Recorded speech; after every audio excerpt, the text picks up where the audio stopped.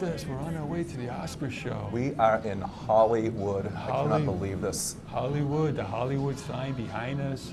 L.A. I have been wanting to go to the Academy Awards ever since I was a little kid. This is a dream come true. I can't believe it. Please make it possible for me to cross paths with Sally Hawkins tonight because she is phenomenal in The Shape of Water. She is incredible. She is. I tell you, I would love to meet Frances McDormand, though. I love, ever since she was in Fargo. Oh my Frances God. McDormand, She's been she's one of another my one. favorites. Talk about fierce. Oh. No, they have a lot of good nominees this year. A lot of great actors, a lot of great movies, a lot of great directors, and it's a very inclusive group. And Frank, got our fans over here. So. Hey, wow. Yep, real life, Smack. You got it. Nice to see you. Back studio. Thank you very much. Thank you very much. Ooh, that felt good. Yeah. So yeah, Sally Hawkins, Octavia Spencer, Mary J. Blige. There are some really great actors up this year. But I'm telling you, I cannot wait to see Saoirse Ronan in Lady Bird.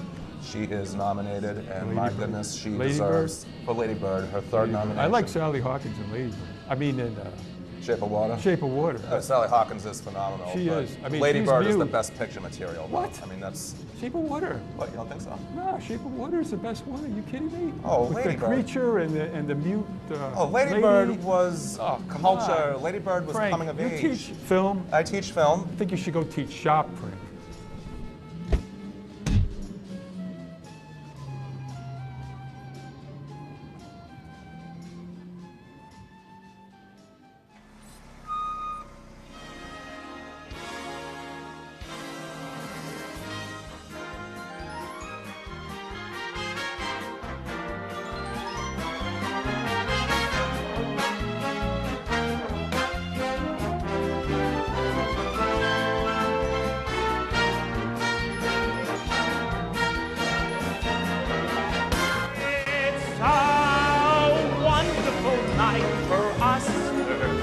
Oscar, who will win? And I can't deny the fact that you like me right now. This moment is so much bigger than me. And everybody back in Boston watching us tonight. And thank you so much, the city of Boston. So happy. Thank you.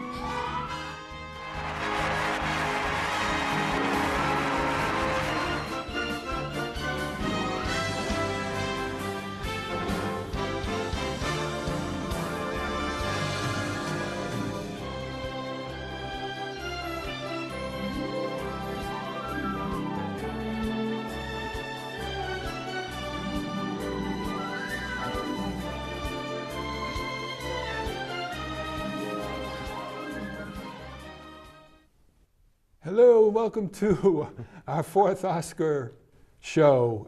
This is the fourth Oscar show. I'm one of the hosts, Mike Wigdor, along with my friend and co-host, Frank Mandosa. How you doing, How you doing? Frank? Doing all right yourself? Good, pretty good. We're pretty excited, right? We have a lot of movies to go through tonight, right? We have 9 movies nominated for Best Picture this year, and each of them is, all 8 of them that I've seen, each of them is really good in its own right. I think it's a pretty strong year. We have a good crop of films. It's a wide and varied mix, but they definitely have earned their spot in this upper echelon of film output in Hollywood over the past calendar year. I think a lot of these movies are actually better than what we had last year, I would say. If you compare, I don't know, I mean, Moonlight, I saw it more than once. The second time I wasn't as impressed with it as I was the first time. I didn't think so, really. I mean, I'm looking at comparing some of these movies, like, you know, we could talk about it, of course, but some of these movies blew me away, a couple of them anyway, like Shape of Water.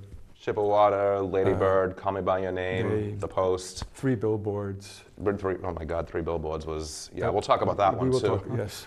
But the first movie we're going to talk about is Lady Bird, which is directed by Greta Gerwig, starring Saoirse Ronan, both of whom are nominated for Academy Awards for Director and Leading Actress, respectively, as well as Laurie Metcalf for Supporting Actress. So let's take a look at the trailer for Lady Bird.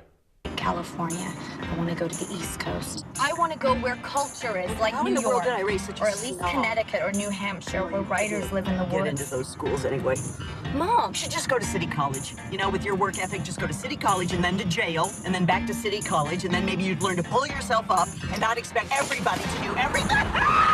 Lady Bird, is that your given name? Yeah. Why is it in quotes? I gave it to myself. It's given to me by me. Lady Bird always says that she lives on the wrong side of the tracks, but I always thought that was like a metaphor. But there are actual train tracks. What she did was very baller. It was very anarchist. Put the magazine back! She has a big heart, your mom. She's warm, but she's also kind of scary. You can't be scary and warm. I think you can. Your mom is. So, you're not interested in any Catholic colleges? No way. I want schools like Yale, but not Yale because I probably couldn't get in. You definitely couldn't get in. Does Mom hate me? If you're tired, we can sit down. I'm not tired. You were dragging your feet. You are so infuriating. Please stop yelling. I'm not yelling. Oh, it's perfect. Do you love it? You both have such strong personalities. When is a normal time to have sex? You're having sex. I'm ready. Just wanted it to be special. Why? You're gonna have so much unspecial sex in your life. We're afraid that we will never escape our past. Whatever we give you, it's never enough. It's never enough. It is enough. We're afraid of what the future will bring. We're afraid we won't be loved. You can't do anything unless you're the center of attention. We won't be liked. Yeah, well, you know your mom's tits, they're totally fake. She made one bad decision at 19. 2 bad decisions. And we won't succeed. I want you to be the very best version of yourself that you can be.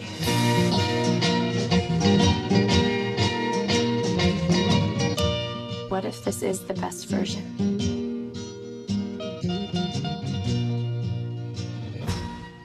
What I'd really like is to be on Math Olympiad. But math isn't something you're terribly strong in. That we know of yet.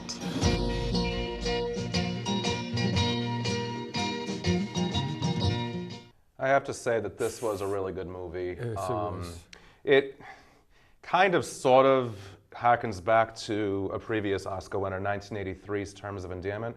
Kind of, sort of. You have the depiction of this troubled mother-daughter relationship. I mean, obviously the age difference is significant. This is more of a coming-of-age story. It's this one character, Lady Bird, played by Saoirse Ronan, living her senior year of high school. So it really is a adolescent coming-of-age tale as she goes through the ups and downs of friends and boyfriends and troubled relationship with her mother. So you have a great cast.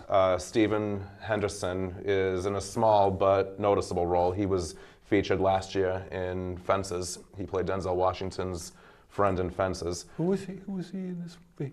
In this movie, he plays someone who works at the school that Saoirse Ronan's character attends.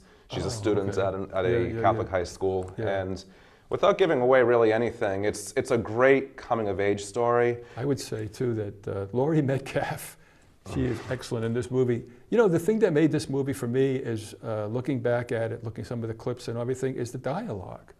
Not just the dialogue, the writing. It's just... Which is up for an Oscar for Best Original Screenplay. Yeah, and this is her first movie directing, too, but I mean, and the cast was really good. I mean, Laurie Metcalf was good, was great, and Saoirse Ronan embraced that role as being, you know, the teenager that is trying to find herself and trying to, you know, outgrow her community, that she's, you know, living in a small, you know, working class neighborhood and really aspires to live in these beautiful big houses. Mm-hmm. It has a lot to it. It's, I mean, I don't think it's Best Picture nominee thing, but it's very well done. In the past, these type of movies were like rated like really high. They were like great independent movies that people didn't see. Like the what's that movie, The Sunshine? Something. Little Miss Sunshine? Yeah, something like that. Yeah. That was just a great movie, but not hardly people saw it, you know? Yeah, I can't believe that one came out 11 years ago, Little Miss Sunshine. Yeah. But yeah, no, Lady Bird is definitely worth seeing. It's up for original screenplay, leading actress for Saoirse Ronan, supporting actress for Laurie Metcalf, and I don't know if I should be bold enough to make this prediction. I think Laurie Metcalf is going to snag it away from Allison Janney, who won the Golden Globe in the same category for I, Tonya. I think Laurie Metcalf has this one in the bag, but now that I've said that, watch the opposite happen. Yeah, I haven't seen it, but the next movie we should go on to, I suppose, is, boy, one of my favorite by far. I don't know if it's by far, just I was mesmerized for the minute I sat down and looked at it, which is The Shape of Water. This movie is, I will say, personal opinion, this is my favorite of the bunch. This is the one I'm rooting for. Here's the trailer for The Shape of Water. If I spoke about it, if I did, I wonder.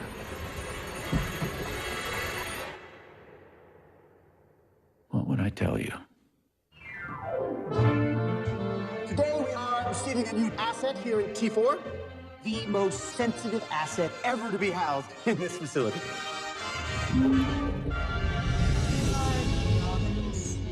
In December, long before the springtime is due, and even though it's snowing, violets are growing. I know why, and so do you.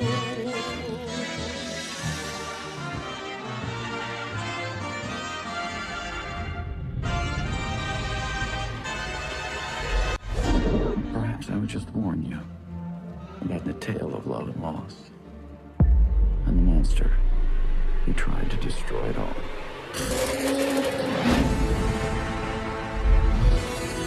One last time.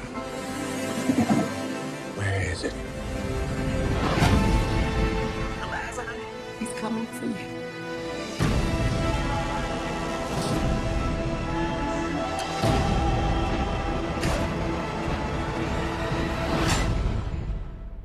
I know why, and so do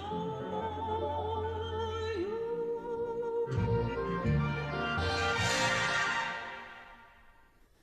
I cannot wait to see this movie again Yeah. when it's available on DVD. Yeah.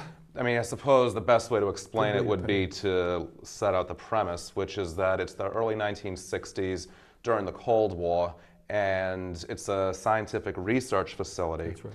And Sally Hawkins and Octavia Spencer, they both play cleaning ladies at this facility, and it's top secret. And the scientists, government researchers, whatever they are, they have this amphibian creature that they have found off the shores of South America. That's right. And they are keeping it in this tank, and they're basically conducting experiments on it to see what it is, where it comes from. So they're physically torturing this creature. They're using electricity and prodding. This is all the setup, so this isn't a spoiler. Sally Hawkins' character, she eventually comes across this creature, and once she is privy to its existence, they develop a friendship, and I really shouldn't say much beyond that, but Sally Hawkins' character is mute, so she communicates through American Sign Language. Sally Hawkins does all of her acting through that, and her face, her facial expressions, and this is a performance that is one for the ages. Even if she does not win the Academy Award for Best Actress, this is going to be a performance that is going to be looked back on 20 years from now. It's going to be shown in acting schools. It's going to be held up as the way to embody a character, the way to convey emotion without using dialogue. Yeah, it's amazing how she was doing it. And she had to do it with different people. Like she was talking to her friend next door, who Richard Jenkins was in the movie. Right. And you know, she had to communicate with him. She had to show her anger to the guy who's actually in charge of maintaining the creature, who's a real sadist, Michael Shannon in the movie. And that's being generous. I know, it is. So she had to show anger without talking. And she also had to communicate with her friend Octavia Spencer, who was working with her and helping her. And it's just a romantic fable. It's just the things that she goes to and how she becomes attached to the creature, and the way the whole story is developed. It's almost like Beauty and the Beast. Well, it's kind of like a cross between, I think it's been marketed as a cross between Beauty and the Beast and The Creature from the Black Lagoon. Yeah, The Creature from the Black Lagoon, which was really like a horror, which had a very horror movie with the kind of ending you would expect. But this one, you'll have to see it because we can't say anything more about it. That's just it. And the director, Guillermo del Toro, he's nominated for Best Director. Right. I think that he's going to win for Best Director. He's the same director behind the camera of Pan's Labyrinth back in 2006, which was nominated for Best Foreign Language Film of 2006.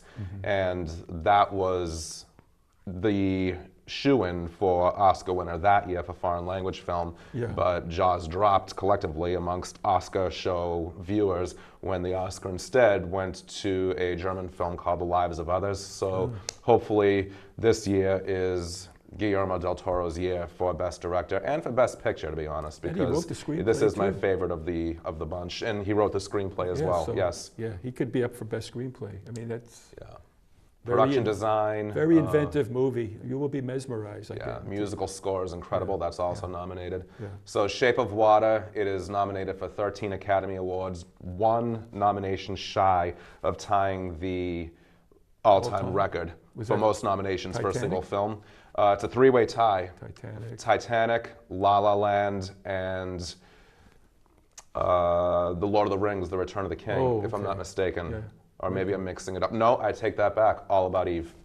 All About Eve. 1950s All About Eve. So Titanic, La La Land, All About Eve. Those 3 films are in a 3-way tie for 14 nominations apiece. Had Shape of Water gotten just 1 more nomination, it would be a 4-way tie. And I'm surprised, actually, that Michael Shannon did not get a supporting actor nomination. Me too. As you said, perfect word, sadist. I mean, he plays evil very well. He was evil. He was the essence of evil. Great character. But that's what's great about the movie and the story, is that it depicts human nature at its most base and its most benevolent. And it really is a fable, like you said. You know, good versus evil, love versus fear. And we see that the monster is not who the monster is. Right. So it's definitely go see that one. That brings us to the next movie, Call Me By Your Name. Quite a difference. What is sort of apples and oranges here. Right? What are your this one, yes, if I had to pick personal favorites out of the bunch, I would say Shape of Water and Call Me By Your Name are my 2 favorites. I don't know if you feel the same, but... No, the next one is mine, but we'll get to that one. No, Call Me By Your Name is like Lady Bird, another coming-of-age story, but just in a different context. This is the story of a young 17-year-old boy in the early 1980s living in Italy with his parents and his growing awareness of his sexuality as he falls in love with an older man who has come to board with them for the summer. So here's the trailer for Call Me By Your Name. Thank you so much.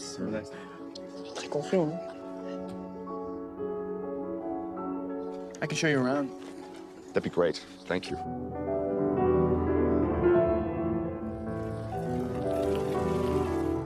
So what do you do around here? Read books, transcribe music, swim at the river, go out at night. Sounds fun. All right, later. Veramente è meglio di quella dell'anno scorso. Just watch. This is how we'll say goodbye to us when the time comes. Later. Meanwhile, we'll have to put up with him for 6 long weeks.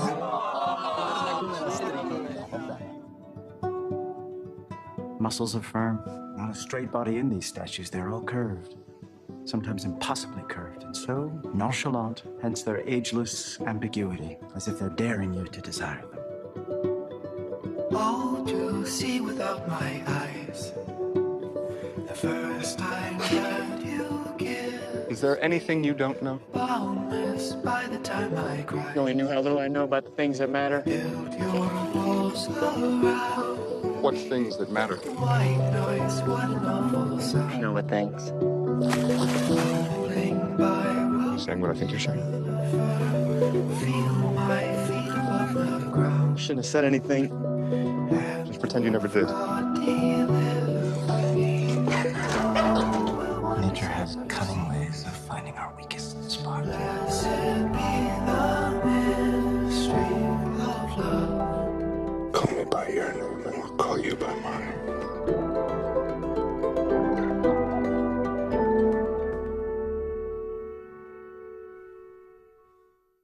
Call Me By Your Name is nominated for 4 Academy Awards.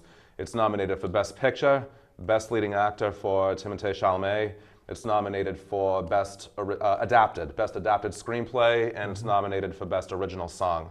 And every single one of those nominations is extremely well-deserved. I have to be honest, Michael Stuhlbarg, who plays Timothée Chalamet's father in the film, he was robbed. He should have been nominated for supporting actor. Again, spoiler free, he has a monologue at the end that really is the heart of the movie. And the fact that he was overlooked, or some people don't like to use the word snubbed with these things, but I'll use it. He was snubbed for an Oscar nomination.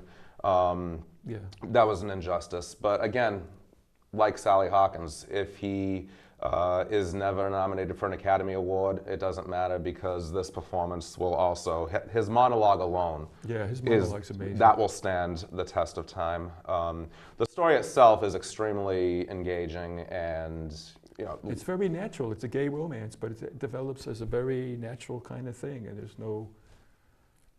there's nothing artificial about it, I would say. No, the acting is very blends into the scenery, which blends into the music, which blends into the dialogue, and even the silent moments are a lot of times even more powerful than the dialogue-laden moments, which is when you have cinematic magic right there. It's not easy to come by, to have all the pieces gel so well as they do with this film. The other thing about it, it's so lush. I mean, the whole scenery, the food, the wine, everything is just so, I mean, if you're in winter in New England, it takes you right out of that.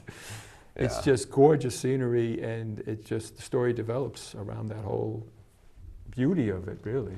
Well, that's just it. And the father character, Michael Stuhlbarg, he just said in the trailer, as he was referring to the statue, the sculpture, he referred to ageless ambiguity, and that's really, that's another piece of this film. I know that there has been some controversy about the age difference between these two characters. You have a 17-year-old in a love affair with a 24-year-old, but one thing that has to be pointed out is that in Italy, at the time at least, I can't speak for now, I'm not sure, in the 1980s, it takes place in the early 80s. Early 80s, because in America it would have been banned. Right. It would have been banned. The age of consent is 14, so that never crosses anybody's minds because it wouldn't be an issue. So that should be pointed out about the film.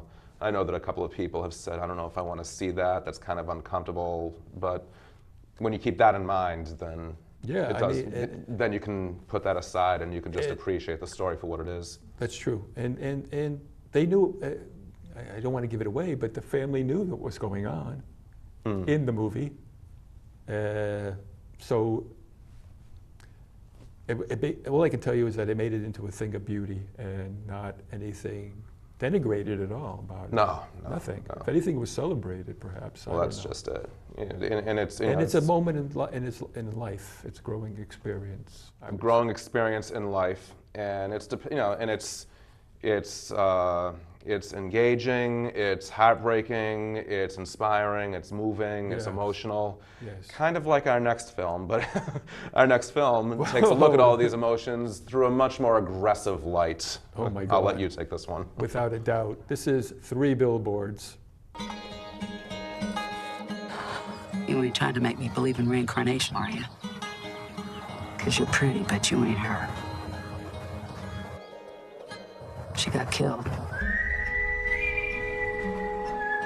Still no rest. How come, I wonder?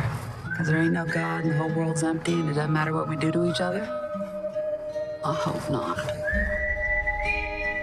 I don't know what the police are doing. I hadn't heard a word from them in 7 goddamn months. I'll tell you this, I've heard an awful lot from them since I put them billboards up. The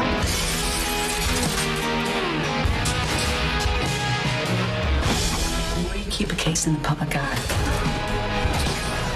the better your chances are getting it solved. You take me down and arrest me. I got nothing to arrest you for. Not yet, you ain't. If I had some food, I'd give it to you. All I got is some Doritos, and they might kill you. They're kind of pointy. Then where would we be? Frances McDormand is an Academy Award winner for Fargo back in 1996. This is her, I believe, her 5th nomination. Is it really? And this would be, if she wins, this will be her 2nd win.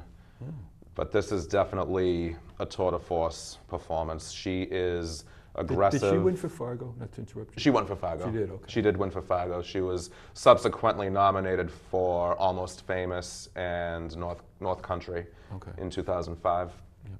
But this is her first leading nomination for a leading role in over 20 years. Oh, wow, okay. Yeah, go ahead. I didn't. Just that her performance is really, it very easily could have descended into a one-dimensional, nothing but angry and hostility, nothing but an angry and hostile kind of a performance. But she manages, even though it's not through dialogue, just through her eyes alone, she manages to convey every once in a while a sense of hurt and vulnerability and helplessness, and that's what makes it work, because her character does some really despicable things. The premise of the film, again, spoiler-free, is that her daughter has been murdered, and that leaves her with her son. She's bitterly divorced, so she's now with her son. The two of them are living together, trying to deal with this tragedy, and through a series of flashbacks we find out what the circumstances were and what the family dynamic was, and then we basically are treated to a film, a story, where you have this character taking this anger, this hostility against the local authorities in town. She feels that they have done nothing to try to solve the case, to identify the perpetrator of the crime against her daughter. So she rents these 3 billboards on the outskirts of town, which say they contain just simple text. So such and such amount of time has passed since the crime, still no arrests. And what are you doing, Willoughby? She mentions the chief's name in there. Yeah. So, yeah, I think the only, in fact, the trailer has one of the most poignant moments in there when she did see that dare, actually. And there is a bit of humanity creeping out of her. But other than that, she's in a lot of pain, and she shows it, and she feels like she's just not getting help from the police department. And then, of course, we have one of the police people there, police officer, Sam Rockwell plays, oh my God, he plays a brutal, that's all you can say about him. A brutal police officer who's really probably shouldn't be on the force. But he should be on the Oscar nominee list, so I'm glad he is. I mean, he just goes to extremes he just walks around, another person in there walks around with a lot of hate in himself. Yeah. And he takes it out on the black population there, we are told. We don't see it so much, but we do see him in action. Yeah, no, Sam Rockwell's character goes through this fascinating arc where he is filled with self-loathing. He's filled with shame and embarrassment over his knowledge that he is not the sharpest cheese on the cracker, and he is very defensive about that.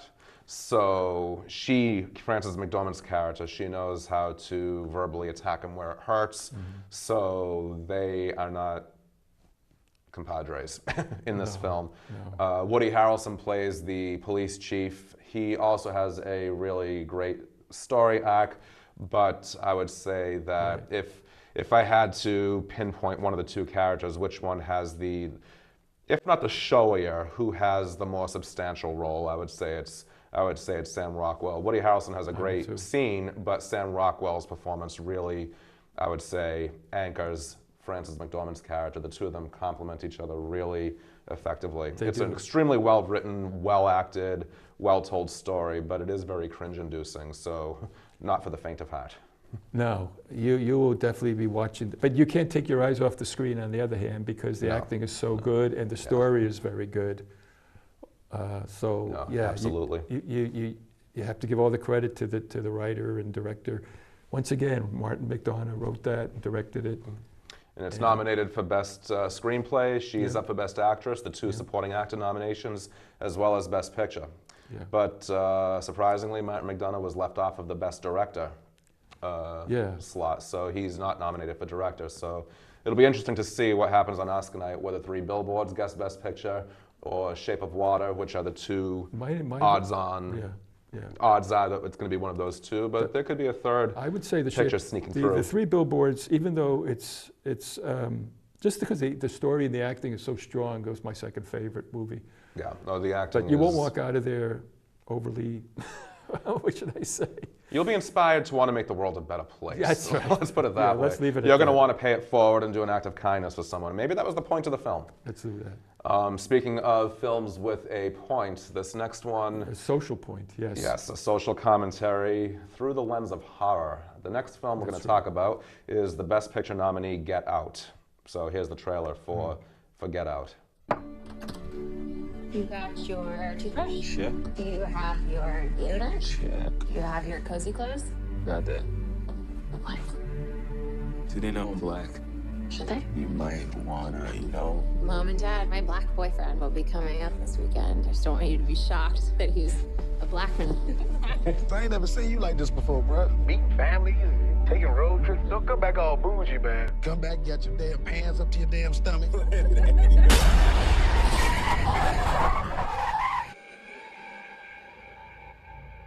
So you guys coming up from the city? Yeah, I'm just heading up for the weekend. Can I see your license, please? He wasn't driving. I didn't ask who was driving. I asked to see his ID. Call me Dean and you hug me, my man. So how long has this been going on, this thing? We hired Georgina and Walter to help care for my parents. When they died, I couldn't bear to let them go.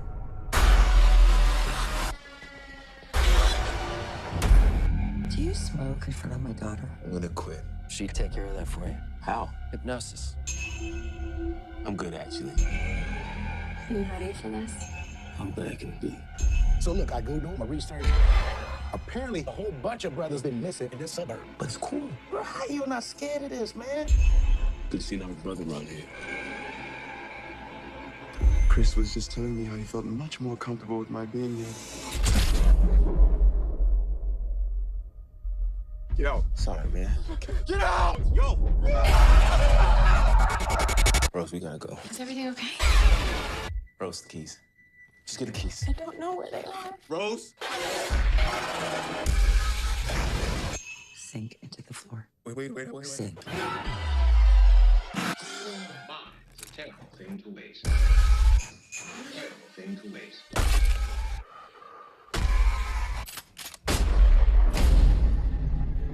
There's too many white people. I get nervous. No.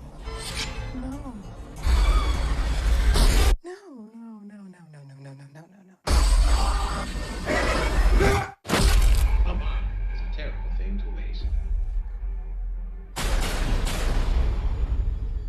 What can be Get said Out. about Get Out? I know. All right, Jordan Peele is probably most known for his comedy, especially his YouTube videos.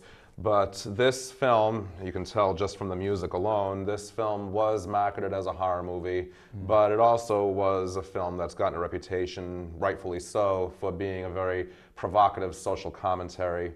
There is a lot that you are left thinking about at the end, and it really, you get uncomfortable watching this movie. No matter who you are, you get uncomfortable watching this movie, and that's what the movie set out to do. So in that sense, it succeeded on a lot of levels. Yeah. Like I said earlier about Michael Stuhlbarg, the father from Call Me By Your Name. In a just world, Catherine Keener would have gotten a supporting actress nomination for this film. She is fantastic. She is sadistic. She is evil. Yep. But the actress is phenomenal. But I'm thrilled that Daniel Kaluuya is nominated for leading actor. This is his first breakout role. This is his breakout role, and he has a few roles already lined up on his slate coming up, so hopefully we'll be seeing him in a lot of films, a lot of future projects for a long time. This starts out very innocently enough, too, which is what he wanted to do. It's like a white girl going out with a black guy just to go meet her parents, and it just goes all downhill from there, pretty much. Putting it lightly, yes. Yes. No, you're absolutely right. Yeah. And his fear of just being out in the suburbs, meeting her parents, it slowly escalates from that. Although there is the opening scene, which is kind of like different, I would tell you. It kind of reminded me, you know what it reminded me of, the opening scene? Nightmare of Elm Street. Oh, yes. Okay. No, that's a classic. It's like he throwback borrowed, right there. definitely you could see him borrowing elements from other horror movies. No, without a doubt. Like Nightmare of Elm Street. There's a few others I could think of, even I don't know if he even had seen Stranger Things before he did that movie. Mm-hmm. I know that the cast from that show loves that movie though. But you don't want to give anything away because you really can't on this one. I mean, Right. There's a reason they say "Get Out" to him. So yeah, no, the title is pretty relevant Yes. to what happens in the story. You know what's interesting about these movies that we've talked about somewhat? Shape of Water. I was trying to think of where that title would have come from. It's such a unique title because there's Shape of Water. There's really no shape. So where does he get that idea from? I mean, the title is interesting. And then the title, well, Three Billboards was interesting too in a way, but Get Out, you know, like Get Out would be something that you would just yell at somebody, but the title fits for that. It's just interesting how they think of these original titles. Let us know your thoughts. Post in the comments section below this video and tell us what you think about the title of Shape of Water or Get Out or any of these films. But unfortunately, the next film, the title is pretty self-explanatory. That's right. It had to be there. The name. This one is called The Post, and there's a very good reason why it's called The Post, and you will see so as we show the trailer for this one, The Post. So, can I ask you a hypothetical question? Oh, dear, I don't like hypothetical questions. Well, I don't think you're gonna like the real one either. Do you have the papers? Not yet. This is a devastating security breach that was leaked out of the Pentagon. The most highly classified documents of the war. The Times says 7,000 pages detailing how the White House has been lying about the Vietnam War for 30 years. The way they lied, those days have to be over. Okay, people are concerned about having a woman in charge of the paper, that she doesn't have the resolve to make the tough choices. Thank you, Arthur, for your frankness. Let's do our jobs. Find those pages. You're talking about exposing years of government secrets. Is that legal? What is it you think we do here for a living, kid? Ben, you might have something. It must be precious cargo. It's just government secrets.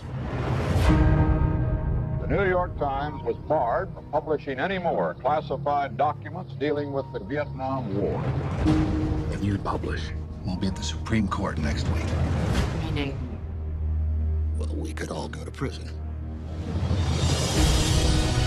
To make this decision, to risk her fortune and the company that's been her entire life, well, I think that's brave. If the government wins, the Washington Post will cease to exist. If we don't hold them accountable, who will? We can't hold them accountable if we don't have a newspaper. Nixon will muster the full power of the presidency, and if there's a way to destroy you, by God, he'll find it. I'm asking your advice, but not your permission. You can't do this. The legacy of the company is at stake. What will happen if we don't publish? We will lose. The country will lose. What are you going to do, Mrs. Graham?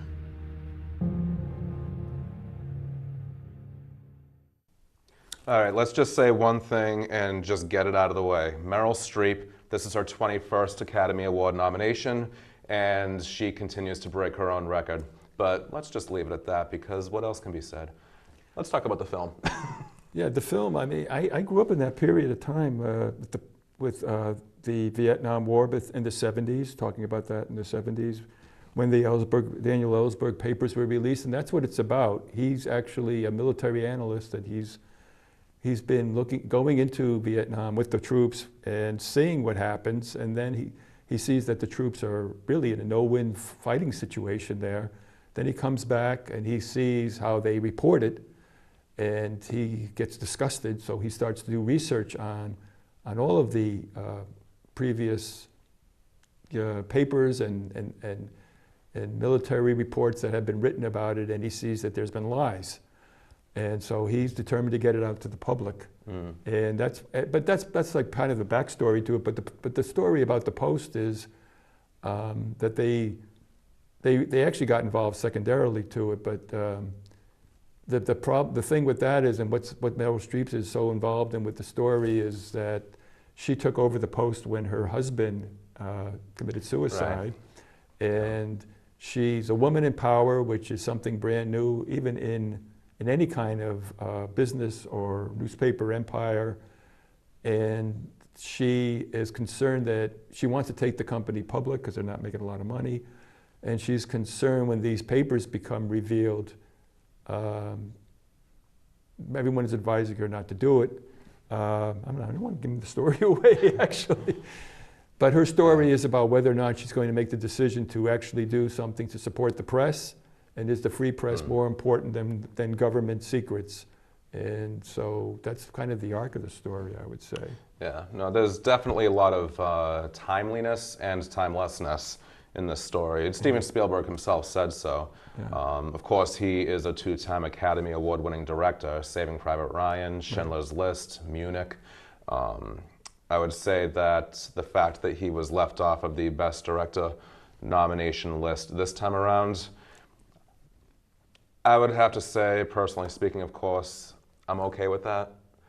I think that he is an incredible filmmaker, extremely creative, visionary, but I think that when it comes to his dramas, Saving Private Ryan and The Post, and I think he has a tendency to overstate. I think he has a tendency to visually depict too strongly a point he's trying to make. He's beating the audience over the head with this melodramatic moment. I think some of his films, the stories in and of themselves are fantastic, but the way that the stories are being told, if they just pulled back a little bit and gave the audience a little bit of credit, then I think that these moments would be much more effective because they'd be more subtle, less melodramatic, less stagey. He's worried about the audience getting it then. I think that's it. I think he wants to make sure that the audience is going to get a point he's trying to make, so it's you will get this, you will get this.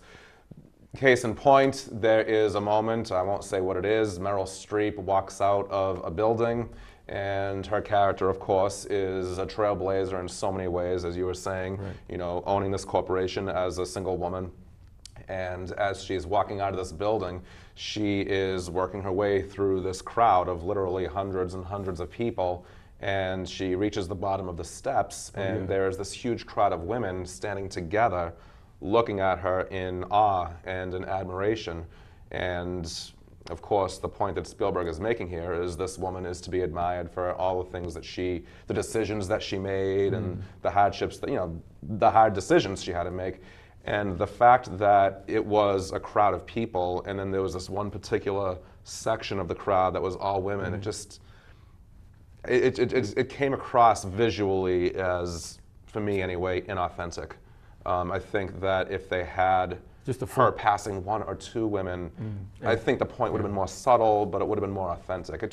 It kind of robbed that moment of any sense of realism.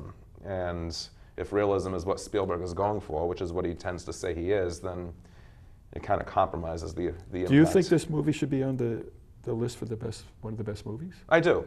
I do think that The Post should be on the Best Picture nomination list. I do think that it's a movie that has tremendously important messages to give to the country right now. I think that especially with the fake news thing. Well, that's just it. The whole question of the free press, like you said, fake news versus real news.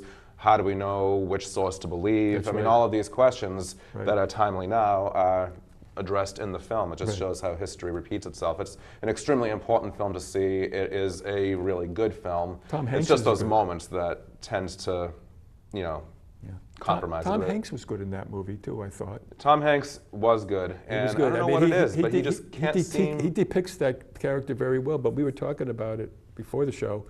He doesn't really have that much of a character arc. Do you think that's part of it?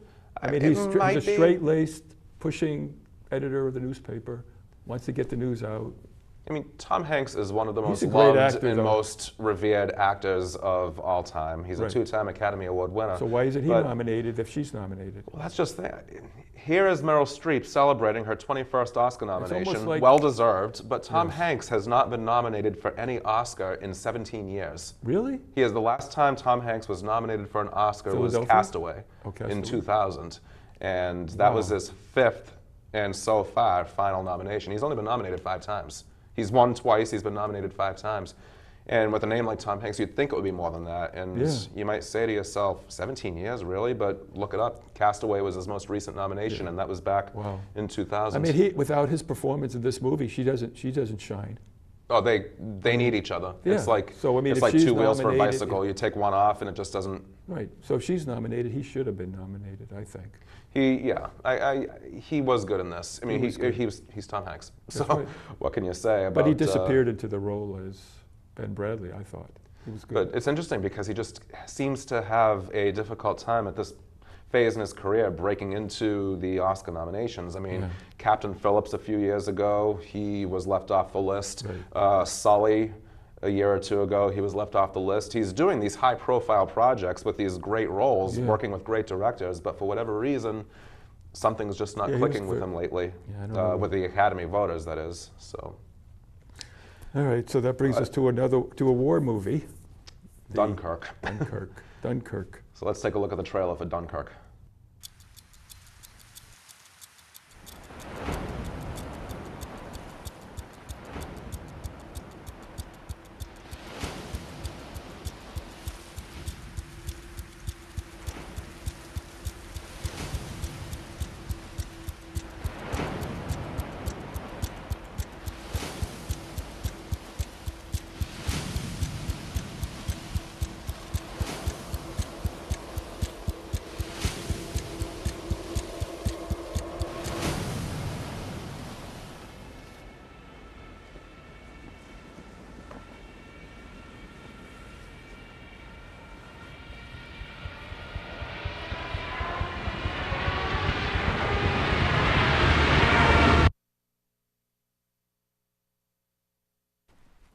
Never short.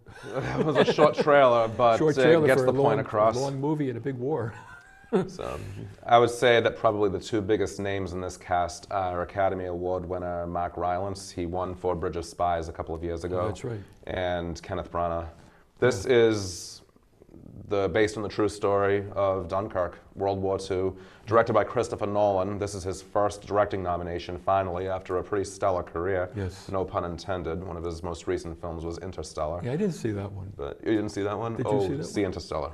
Okay. Which also stars Timothée Chalamet from Call Me By Your Name. Okay, I'll see that. Definitely see Interstellar. But he did the Inception. Batman trilogy, Inception. So Christopher Nolan is truly an artistic talent. So the fact that he finally has gotten his first Best Director nomination, definitely well earned. That's right. Maybe for the sake of time, we should go right into the unofficial companion piece, the trailer for The Darkest Hour, since both films both films show pretty much the same time period, the same event. Yeah. We are in the preliminary stage of one of the greatest battles in history. Mr. Winston Churchill, you have an enormous task ahead of you. Winston lacks judgment. He's a bully. We may have to replace him. All our forces are in Dunkirk. The Germans are pushing us into the sea. You have the full weight of the world on your shoulders. Are you not afraid? Most terribly. I speak to you for the first time as Prime Minister in a solemn hour for the life of our country. You ask, what is our policy? I say it is to wage war by sea, land, and air with all our might. We shall never surrender!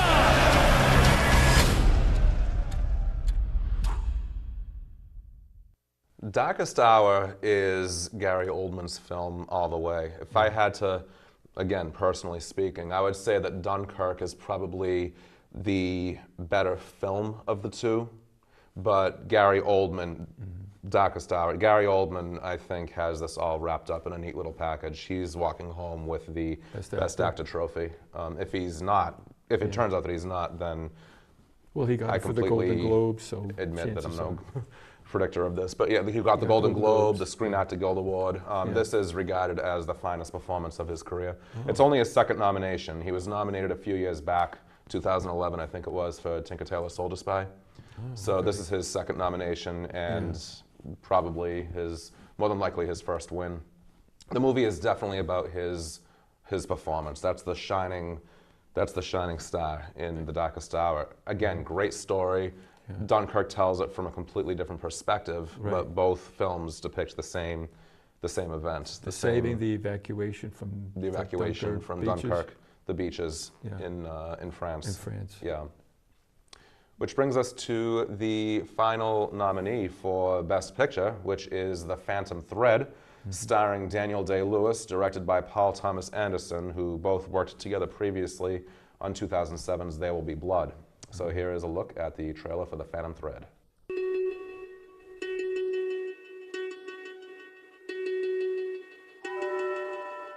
You can sew almost anything into the canvas of a coat. When I was a boy, I started to hide things in the linings of the garments. Things that only I knew were there. Secrets. Good morning. Will you have dinner with me? Yes. I feel as if I've been looking for you for a very long time. You look beautiful. Very beautiful. I have things I want to do. Things I simply cannot do without you. Reynolds has made my dreams come true, and I have given him what he desires most in return. Every piece of me.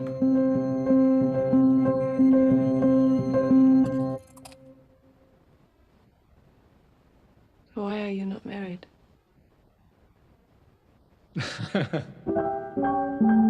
Her arrival has cast a very long shadow. She's barely looked at you this evening, has she? May I warn you of something? My brother can feel cursed, that love is doomed for him. I don't like the fabric. Maybe one day you'll change your taste. Maybe I like my own taste. Just enough to get you into trouble. Perhaps I'm looking for trouble. Stop! There is an air of quiet death in this house. You're not cursed, you're loved by me. Stop playing this game. What game? What precisely is the nature of my game? All your rules and your clothes and all this money and everything is a game. This was an ambush. Stop. Are you sent here to ruin my evening and possibly my entire life? Stop it! Whatever you do it carefully.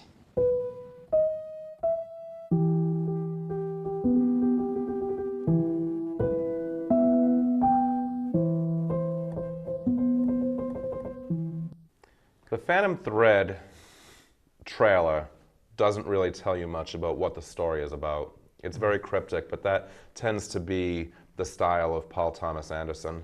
As we said earlier before the trailer, the two of them, Anderson and Daniel Day-Lewis, worked together in 2007 in There Will Be Blood, that Day-Lewis got the Academy Award for. Speaking of which, Daniel Day-Lewis is in the record books as the one of 3 actors in Oscar history to have won 3 times, which practically never happens. The only other... Jack Nicholson, right? Jack Nicholson and Walter Brennan. Oh, Walter Brennan? Walter Brennan, Jack Nicholson, and Daniel Day-Lewis are the only 3 actors in history to have won 3 Oscars. As far as actresses, it's Meryl Streep and Katharine Hepburn and Ingrid Bergman. If Denzel Washington wins this year, he'll join that very elite So no one has list. ever won more than 3? No, Katharine Hepburn won 4. Oh, she did win 4. Katharine Hepburn holds the record for the most wins at 4. So it'll be interesting to see if that record is ever broken. Even Meryl Streep hasn't broken that record yet. But Daniel Day-Lewis, and this is... He's so versatile. I mean, he could do any... I saw him in Gangs of New York. Yeah. I mean, a butcher. And then he goes to play this fashion designer in this movie. He can play any role. Any role. I guess this is his last one, though, from what I've read, I heard. That's what he said. This is his swan song, if you will. He said he is retiring from acting. He never really acted in films a lot over the years. He really only did a film once every couple of years. It was very intentionally, deliberately paced. He lives in Europe, and he, in addition to being a professional actor, member of Screen Actors Guild, he also, believe it or not, is a professional shoe cobbler. And so he, despite his long run of extremely impressive performances, ranging from My Left Foot back in 1989, his first Oscar win. He did The Crucible in '96. He did In the Name of the Father, Last of the Mohegans, Gangs of New York, and then There Will Be Blood. And this, The Phantom Thread, is, he has said, his final role. Did he ever act on Broadway? No. I would have to look that up. I'm sure. I'd be surprised if he hasn't, but I'd have to look that up. I don't know either. To be honest with you. Yeah. But The Phantom Thread is the definition of art house film, meaning that you're not going to find it playing in your local Lux level movie theater auditorium, but that's not necessarily a bad thing, because that's a lot of times where you'll find the art house cinemas. That's where you'll find more the low key and the understated stories that I don't want to say have more substance, but are just stories that are told in a very individualistic way. Yeah, they're more like dramas with more words than actions, and a lot of times. Yeah, yeah. You know, or emotions, you know, rather than violence or other ways of showing, you know, feelings. Yeah. Right. And a lot of Academy voters apparently feel the same way, because Phantom Thread is nominated for Best Picture. It's nominated for Best Leading Actor. Leslie Manville is nominated for Best Supporting Actress. Yeah. And interestingly enough, Leslie Manville, who's up for Supporting Actress for Phantom Thread, is Gary Oldman's ex in real life. Oh, I didn't know So that. it'll be interesting to see if either one of them or both of them take home the gold, you know, how that will work out in the press room.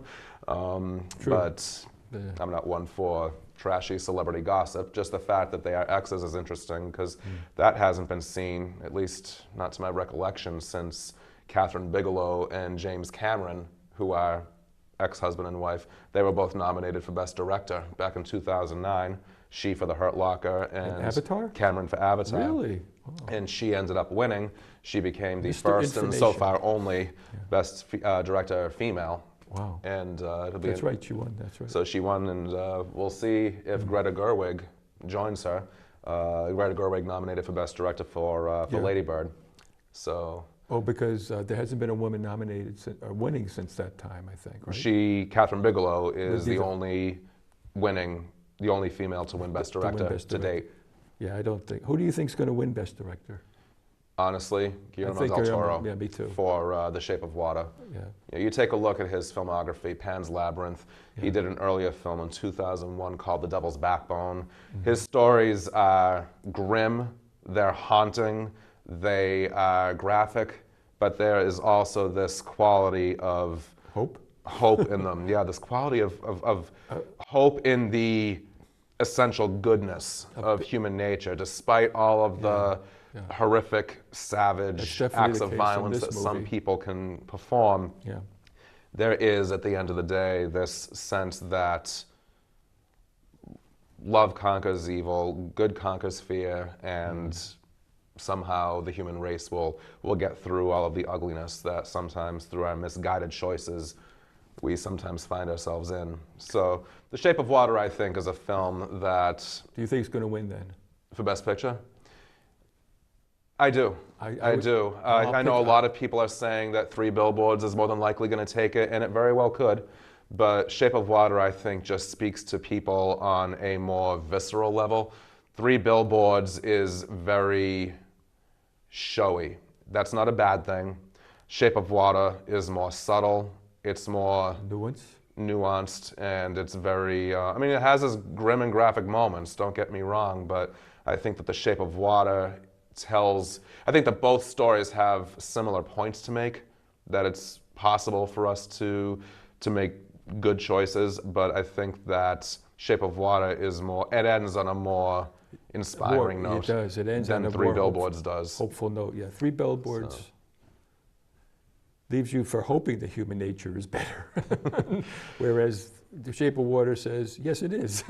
So let's keep hoping. That's right. And on that note, thank you for joining us for Oscar Buzz, Yeah, fourth thank you annual for joining show. us, yes, for the Real Life Oscar show. And enjoy the movies. And until then, See you next time. Yeah.